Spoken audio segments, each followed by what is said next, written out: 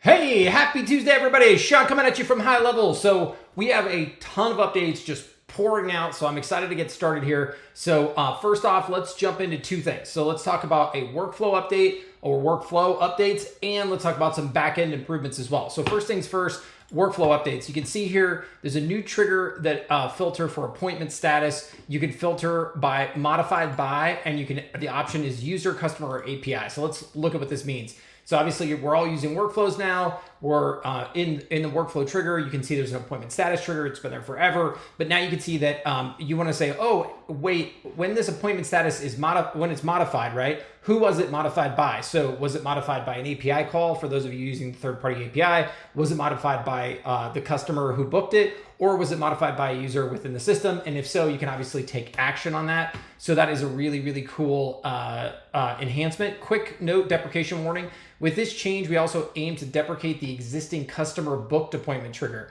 So the behavior of the customer booked appointment trigger can be achieved now by using the modified. So there used to be these two triggers. One was the customer booked and the other was the appointment booked. And it was weird because one was like, well, any appointment triggers the appointment, and then only if the customer does it do the customer, and that was like a little confusing. So we basically want to combine this into one trigger now. So just start using the appointment status trigger and the modified by if you really want to make sure you're just targeting the user, or excuse me, the customer making a change. So anyways, that's all good. All the existing customer booked appointments will continue to exist without breaking any functionality. It's just we're going to restrict this trigger from being used. So don't worry, it's not going to break anything, just on a go forward basis. Sorry. Anyways, a couple bug fixes that you can take a look at if you want to pause the video. And let's scroll down to the next update on horizontally scaling pods, which is okay. So I love to shout this stuff out when I see it because it is impossible to see, and it's almost always like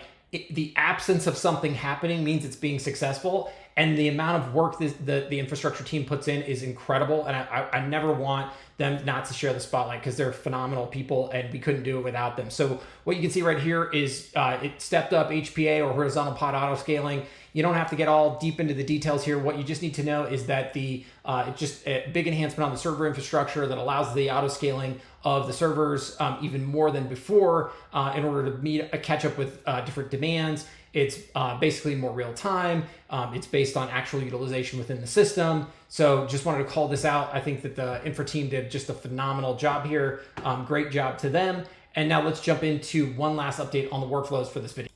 Okay, so now the reason I put this on here also is because it's very infra related. So you can see right here, we're moving the campaign status aggregation stats over to a much faster system. So all this means is that the stats that you're used to seeing on the workflows where we're aggregating all the information. So like if you go into a send email step or you go into the status step or any of that stuff where you're seeing the stats on the workflows, they're just starting to get a lot faster. So you can see kind of phase one has been completed here. And then we also have phase two, which is we're going to be moving a lot of the campaign and email stuff over. And that's just sort of future casting for that. So more of an infrastructure change, but the impact for you is the aggregated stats should start to become a lot faster when you're looking at them on the workflows. So anyways, with that in mind, I'm going to send it back to you, and then I will see you in a minute on the next video. I've got some other great releases coming up. Thanks.